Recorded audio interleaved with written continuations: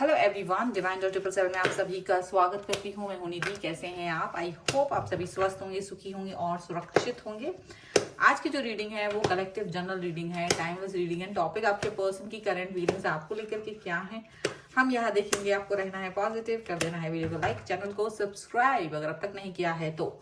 Personal reading के लिए आप आ सकते हैं। व्हाट्सएप नंबर आपकी स्क्रीन पर है। रीडिंग स्टार्ट होती है 199 रुपीज ऑनवर्ड्स।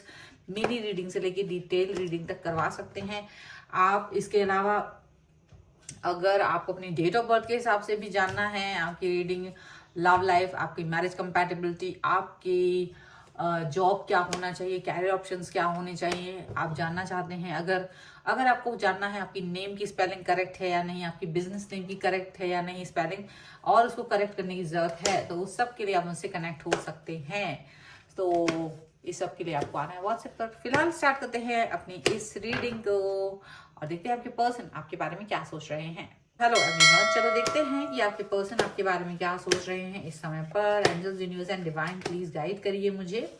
तो सबसे पहला कार्ड यहाँ पर आया है द हाई प्रीस्टेस का। ओके, सबसे पहला कार्ड हाई प्रीस्टेस का है। उसके बाद में यहाँ पर है queen of swords. Okay, queen of coins का कार्ड है, queen of coins. And here is the tower.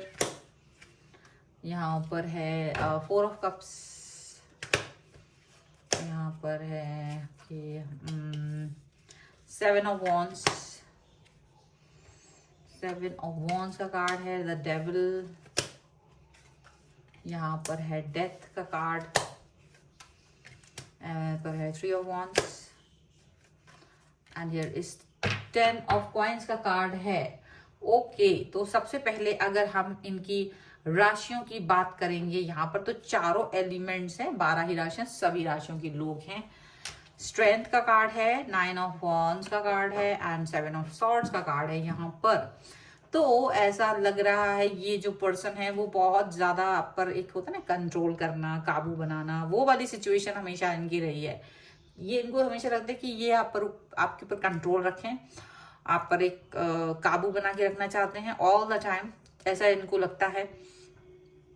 आपके ऊपर एक सिचुएशन है, कैसा ये फील करते हैं कि भाई मुझे इस व्यक्ति पर कंट्रोल करना है, मुझे इस व्यक्ति को हमेशा ऐसा कनेक्ट करके रखना है। इस तरह की चीजें उनके मन में चलती रहती हैं।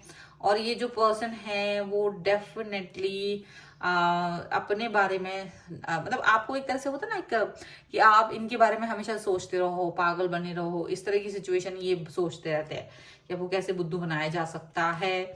इनके इंटेंशन से आप कभी मतलब अवगत ना हो पाओ, ये इनकी पूरी कोशिश रहती है कि ये आपको जो भी कहानियां सुनाएंगे, जो भी स्टोरीज सुनाएंगे, आप उस पर यकीन करो, ऐसा इन्हें लगता है। ठीक है, तो अगर देखा जाए तो ये वो व्यक्ति हैं जो सबसे पहले आपके बारे में यही सोचते रहे हैं कि आप एक बहुत ही इमोशनल पर्सन हो, हमेशा इमोशंस से घिरे रहते हो, हमेशा इमोशनल रहते हो, इमोशंस से घिरे रहते हो बहुत ज्यादा। यहाँ पर ऐसा उन्हें लगता है। और डेफिनेटली आपके बारे में इनकी जो सोच है वो यही है कि आप एक तरह से मतलब इनका वेट करते रहते हो ऑल द टाइम। आप इनका वेट करते रहते हो ऑल द टाइम। ये एक्सक्यूजेस देते रहते हैं ऑल द टाइम। आप इनका वेट करोगे, रोगे, बिलखोगे, ऐसी इनको सोच लगती रहती है। ये समझते हैं कि आप ऐसा ही कुछ करने वाले हो और इनके बारे में सोच रहे हो, लगातार आप इनके बारे में सोच रहे हो, इनको ऐसा लगता है। लेकिन कहीं ना कहीं इनको ये चीज भी फील होती है कि आप जो हैं वो बहुत ही ज्यादा अभी एक ऐसी सिचुएशन में बन गए हो, थोड़ा सा गुस्से वाले, थोड़ा सा गुस्सा आने लगा है अब आपको। ऐसा हो गया है कि जो ये क्वेश्चन करते हैं तो आपको तू तड़ाक, मतलब जो आपको वो देखते थे एकदम स्वीट सोबर सा, एक ऐसा वो रोने वाला गुड्डा या रोने वाली गुड़िया की तरह, और अभी वो एकदम से देख रहे कि ये तो तू तड़ाक करके बात करने वाला पर्सन बन गया है, जो बिल्कुल सवाल जवाब करता है, जिसको हर क्वेश्चन का जवाब चाहिए होता है, ऐसा।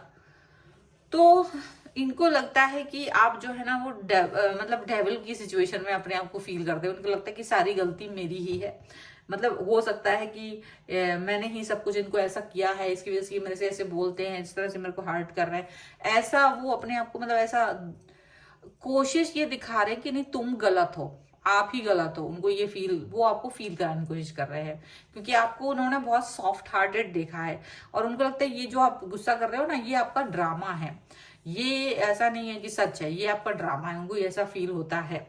और इसकी वजह से ये पर्सन जो है ना आपको डेफिनेटली गुस्सा गुस्सा दिखाते रहते हैं और प्यार नहीं दिखाते हैं, ऐसा इनको मतलब उनको फील हो रहा है, ठीक है, कि आपका जो गुस्सा है वो बड़ा झूठा झूठा सा, ऐसा कुछ नहीं है, आप अंदर से बहुत प्यार करते हो, ऐसा इन्हें फील कर रहे हैं। अब होता क्या है, ऑल द टाइम आप इनको मैसेज करते हो, आप कभी भी इनको कॉल करते हो, आप इनसे बात करना चाहते हो, आप इनसे कनेक्ट होना चाहते हो, तो इनके पास इसका जवाब नहीं होता है। ये हमेशा अपने आप को बिजी दिखाते हैं, ये हमेशा आपके आपके आप इनको समझदारी दिखाते हो, ये हमेशा आपको बिजीनेस दिखाते हैं, हमेशा मतलब बहुत ज्यादा कि भाई मेरे पास टाइम नहीं है, मेरे पास ये है, मेरे पास वो काम है, मुझे ये करना है, वो करना है, फिर मैं टायर्ड हूँ, फिर मैंने रेस्ट किया, फिर मैंने ये वो, मतलब पूरा दुनिया भर का अपना कथा कहानियां सुनाते हैं। तो इनको, और ये आपको अपना सोलमेट टाइप का भी फील कराते रहते कि भाई मैं तुम्हारा सोलमेट हूँ, तुम्हारा ये हूँ, तुम्हारा वो हूँ।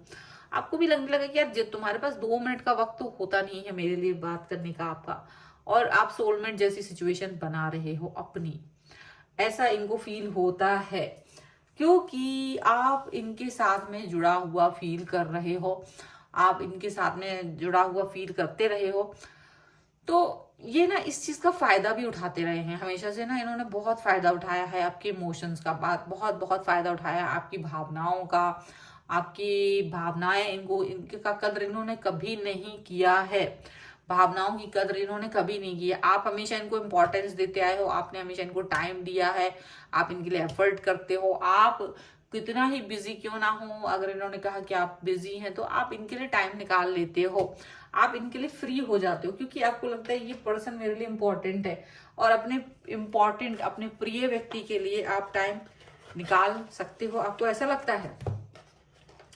तो आपकी तरफ से वो एफर्ट्स हमेशा रहते हैं, आप हमेशा इनको वो इम्पोर्टेंस देते रहे हो, लेकिन ये वो टाइम नहीं निकाल पाते हैं, तो इसीलिए आपको इन पर बहुत गुस्सा भी आता है, और आप ये सोचते हो कि ये कहीं ना कहीं मुझे बेवकूफ बना रहे हैं, ये कहीं ना कहीं मुझे सिर्फ ये समझाने की कोशिश करते हैं कि मतलब इनके पास कुछ भी नहीं है।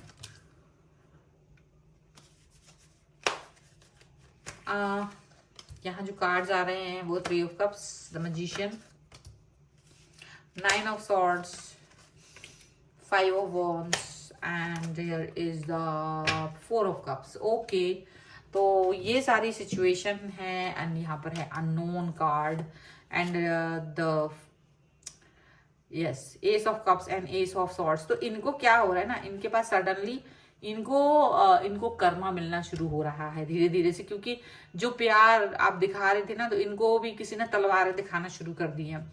तो वो तलवारें कौन दिखा रहा है, वो हो सकता है आप ही इनको दिखा रहे हो, आप ही इनसे ऐसे बात करते हो जहां पर इनको फील होता है कि आप बहुत ज्यादा रूडली बात करते हो और इनसे गुस्सा हो रहे हो।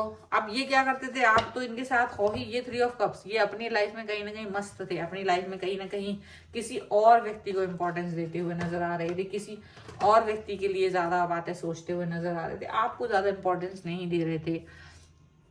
आप इनकी लाइफ में एक मैजिशियन की तरह थे, आप इनकी लाइफ में कहीं ना कहीं एक ऐसे पर्सन की तरह थे जो कि इनको बहुत ज्यादा मतलब बहुत, आप जिनको बहुत प्यार दिखा दे रहे हो, और ये चाहते थे कि आप मैजिशियन की तरह ही रहो, लेकिन आप इनके लिए मैजिशियन की तरह, भाई कैसे रह सकता है कोई इंसान जब तुम तो उसके लिए एफर्ट लगा नहीं रहे हो, आप तो अपना बोरिया बिस्तर उठा के भाग लिए हो, क्योंकि आपको लगता है ये तो बुद्धू है, ये तो मेरे लिए रहेगा, ओवर थिंकिंग करते रहेंगे, परेशान रहेंगे, और आप बिना वजह का ईगो दिखा करके बस चल दिए।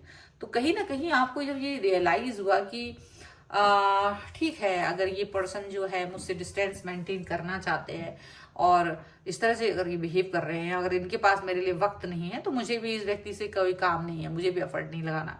आपने भी इनको रूठना मनाना इनका बंद कर दिया, आपने भी इनके पास जाना बंद कर दिया। 4 ऑफ कप्स का कार्ड 2 बार आया लगातार में, आपने जब ये चीज करना बंद कर दिया तब इनको अकल आई है, तब जाकर के इनको ये फील आई है कि कहीं आप इनके हाथ से निकल तो नहीं रहे हो, ऐसा इनको फील हो रहा है।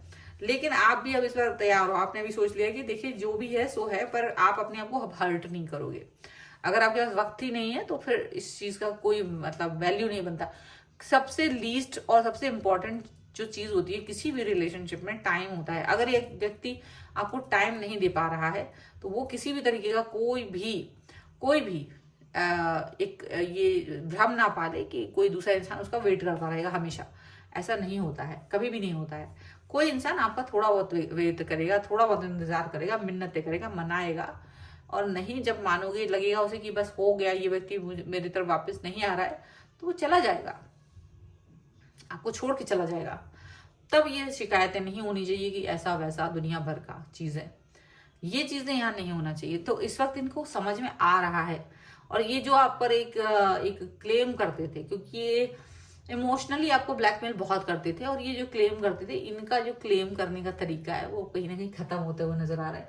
ये अपने ही उसमें बंध गए हैं, ये अपने में ही बंधे हुए नजर आ रहे हैं, यहाँ पर ऐसा लग रहा है। सो ये है आपके लिए रीडिंग। अगर आप इस पे क्लेम करना चाहते हो, वीडियो को लाइक कर दीजिए, चैनल को सब्सक्राइब कर लीजिएगा अगर अब तक नहीं किया है तो। पर्सनल रीडिंग के लिए आप आ सकते हैं, व्हाट्सएप नंबर आपकी स्क्रीन पर है, और रीडिंग स्टार्ट है 199 रुपीज ऑनवर्ड्स। मिनी रीडिंग से लेके डिटेल रीडिंग तक करवा सकते हैं। इसके अलावा आप मुझे इंस्टाग्राम और मेरे दूसरे चैनल्स पर भी फॉलो कर सकते हैं, सभी का लिंक आपको डिस्क्रिप्शन बॉक्स में मिल जाएगा। मिलते हैं एक नई रीडिंग के साथ जल्द ही, तब तक देखते रहिए divine tarot 777। Thank you for watching, bye.